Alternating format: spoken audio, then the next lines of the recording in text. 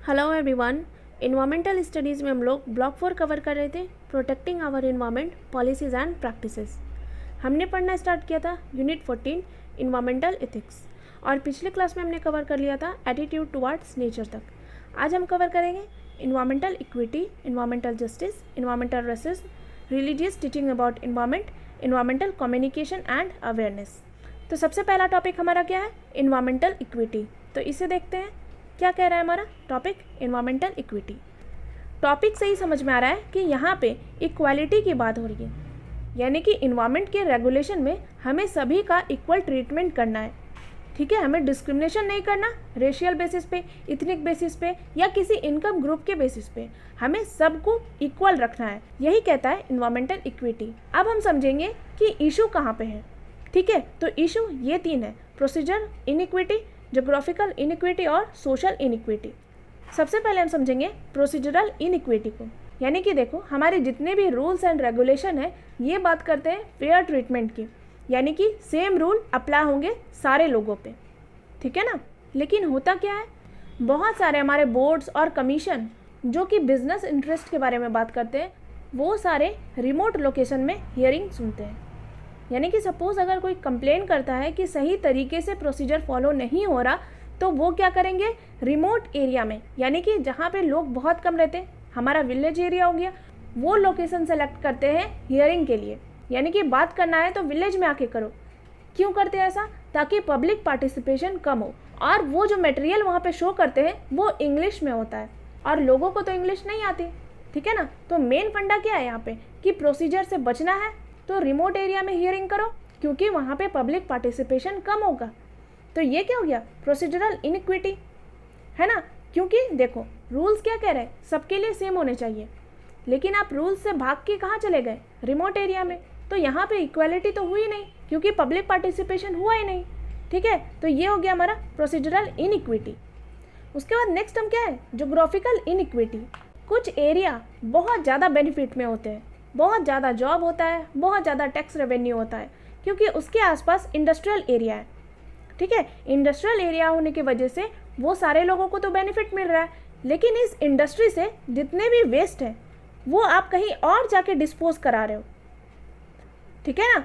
तो आपका एरिया तो बहुत अच्छा है, आप वहाँ पे क्लीन रखे हो, वहाँ पे सैनिटेशन अच्छा है, आपको जॉब अच्छे है, लेकिन कर क्या रहे हो आप, वेस्ट उठा के किसी और एरिया में फेंक दे रहे हो। तो यहाँ पे क्या हो गया, ज्योग्राफिकल इनइक्वालिटी। ठीक है ना। आप एक एरिया को तो डेवलप कर रहे हो, वहाँ का सब चीज़ अच्छा कर रहे हो, लेकिन दूसरे एरिया में जाके सारे चीज़ को डिस्पोज करा रहे हो, यानी कि ये वेस्ट डिस्पोज होने का वहाँ पे कोई बेनिफिट तो हो नहीं रहा। तो इक्वालिटी नहीं हुई ना यहाँ पे। तो ये हो गया हमारा ज्योग्राफिकल इनइक्विटी। उसके बाद नेक्स्ट हम क्या है, सोशल इनइक्विटी, यानी कि सोसाइटल बेसिस पे। मतलब हमारा जो इन्वायरमेंटल डिसीजन होना चाहिए वो सोसाइटी के रेस्पेक्ट में होना चाहिए। होता क्या है कि हम किसी इंस्टीट्यूशन के बेसिस पे, यानी कि मान लो कि कोई फैक्ट्री लगाना है तो हम उनके लिए परमिशन दे देते हैं, लेकिन यहाँ पे इनके साथ तो जस्टिस हो गया, लेकिन सोसाइटी की बात कोई नहीं सुने। तो यहाँ पे तो सोशल इक्वालिटी आया नहीं। आप किसी पर्टिकुलर ग्रुप की बात सुन लिए और हमारे ग्रुप को क्या कर दिए, हटा दिए यहाँ से। ठीक है, तो यहाँ पे क्या हो गया, सोशल इनइक्वालिटी। लेकिन इन्वायरमेंटल इक्वालिटी क्या कहता है कि हमारे लिए प्रोसीजर सेम होना चाहिए, हमारा ज्योग्राफिकल इक्वालिटी सबके लिए बराबर होना चाहिए, सोशल इक्वालिटी सबको मिलने चाहिए। लेकिन हो क्या रहा है हमारे सोसाइटी में, ये सारे इश्यूज क्रिएट हो रहे हैं। ठीक है, ये हो गया हमारा टर्म इन्वायरमेंटल इक्विटी। उसके बाद हमारा नेक्स्ट टॉपिक है इन्वायरमेंटल जस्टिस, यानी कि हमें इन्वायरमेंट को जस्टिस देने की बात की जा रही है। इन्वायरमेंट को जस्टिस कब मिलेगा, जब हम उसे सेफ रखेंगे, हेल्दी रखेंगे, प्रोडक्टिव रखेंगे। ठीक है, यानी कि एक सस्टेनेबल इन्वायरमेंट। ठीक है, इन्वायरमेंट को जस्टिस कब मिलेगा, जब ये सस्टेनेबल होगा, हेल्दी होगा, प्रोडक्टिव होगा, सेफ होगा। ये हो गए हमारे इन्वायरमेंटल जस्टिस। तो डेफिनेशन देख लेते हैं क्या कहा जा रहा है। Environment justice has defined as the pursue of equal justice and equal protection under the law for all environmental statutes and regulation without discrimination based on race, ethnicity और सोशियो इकोनॉमिक स्टेटस।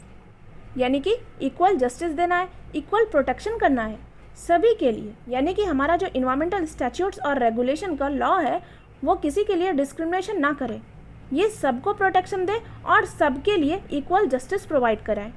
ठीक है, उसका socio economic status नहीं देखना है, उसका ethnicity नहीं देखना, उसका रेस नहीं देखना। ऐसा लग रहा है ना कि हमारे लिए बात हो रही है, तो देखो इस इन्वायरमेंट में हम भी आते हैं, है ना। तो अगर किसी पर्टिकुलर ग्रुप को जस्टिस नहीं मिल रहा तो कहाँ से हुआ इन्वायरमेंटल जस्टिस। तो इन्वायरमेंट में हमें ट्री, फॉरेस्ट, अपने सराउंडिंग सभी को हेल्दी रखना है, तभी क्या कहलाएगा वो इन्वायरमेंटल जस्टिस। और ये जो रूल है ये सभी लेवल पे एप्लीकेबल है, यानी कि हमारे लोकल लेवल पे भी, स्टेट लेवल पे भी, सेंट्रल और प्राइवेट लेवल पे भी, ठीक है ना। तो इन्वायरमेंट हम सभी लोग मिलके बनाते हैं, तो हम सभी को जस्टिस मिलना चाहिए और ये रूल सभी जगह एप्लीकेबल होने चाहिए। ये क्लियर हो गया। उसके बाद देखो नेक्स्ट टर्म है इन्वायरमेंटल रेसिज्म। तो यहाँ पे वर्ड आ रहा है रेसिज्म। रेसिज्म का मतलब हम समझते हैं भेदभाव करना, जैसे ब्लैक और वाइट के बीच में डिफरेंसेस क्रिएट करते हैं, तो वो क्या हो गए, रेसिज्म हो गया ना। तो उसी तरीके से यहाँ कहा जा रहा है इन्वायरमेंटल रेसिज्म। तो इसका सीधा मतलब होता है good standard of living should have higher priority than a clean environment.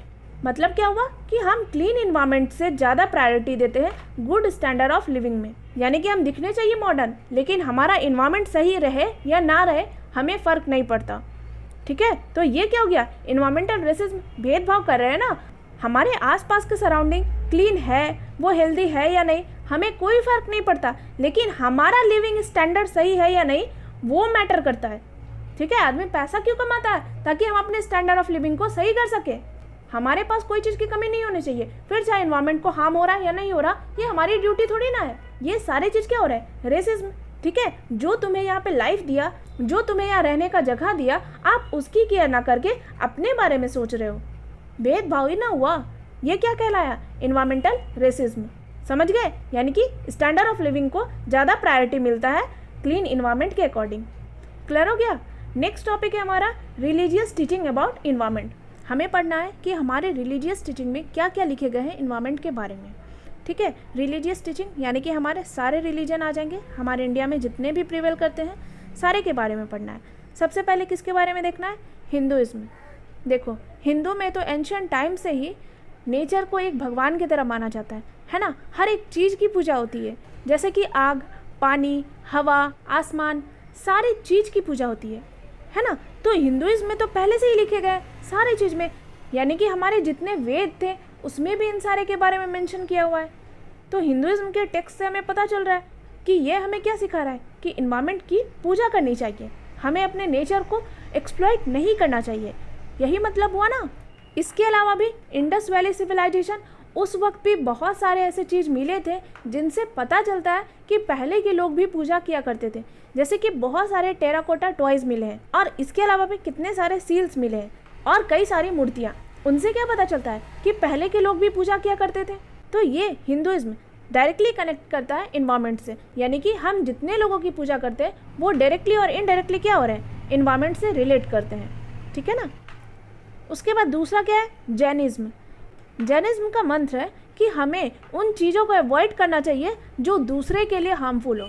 तो इसमें इन्वायरमेंट का भी सेंस आता है कि हमें ऐसा काम नहीं करना चाहिए जिससे इन्वायरमेंट पे हार्म हो, है ना। इनसे ये क्या कहना चाह रहे हैं कि peace can only be achieved through peace, यानी कि अगर शांति चाहते हो तो शांति रखो, ठीक है ना। आपको शांति तभी मिलेगी जब आप शांति रखोगे, इसीलिए आप दूसरे को हार्म नहीं करो।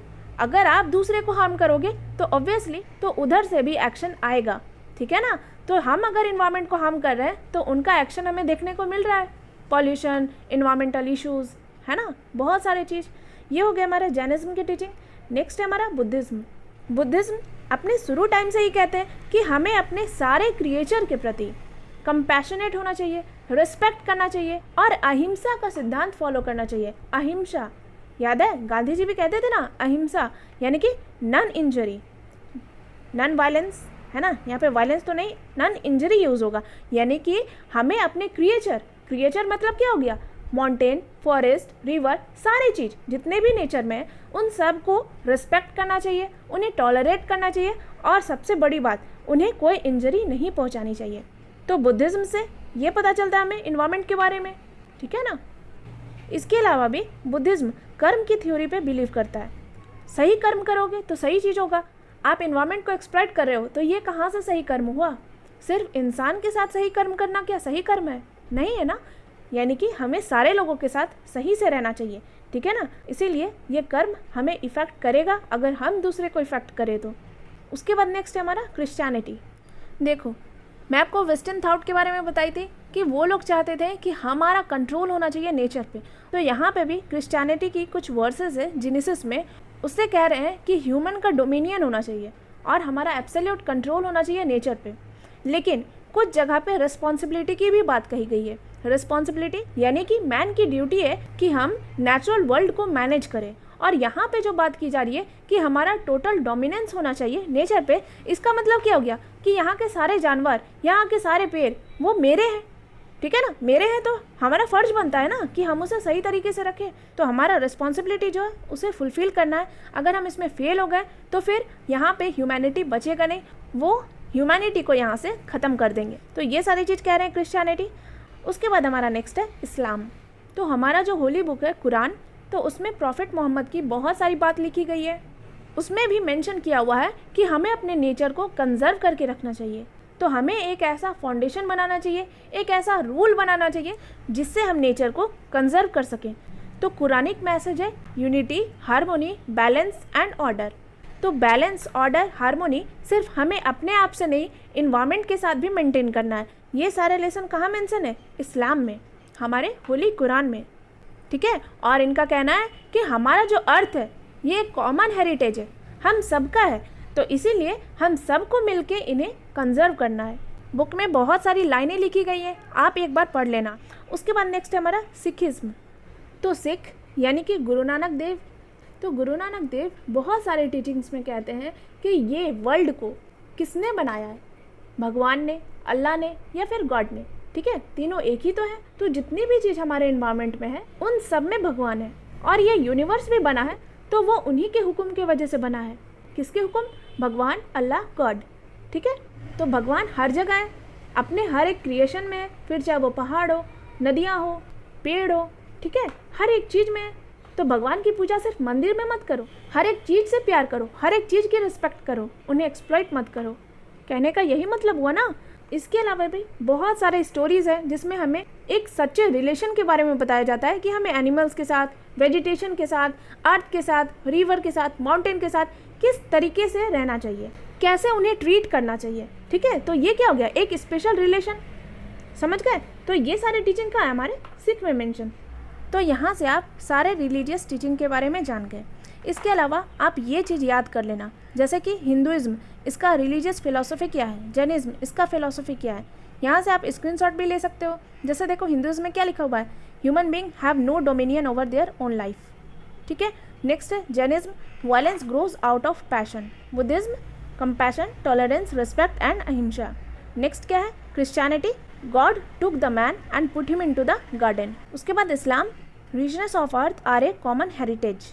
फिर नेक्स्ट है Sikhism, people should respect God's creation.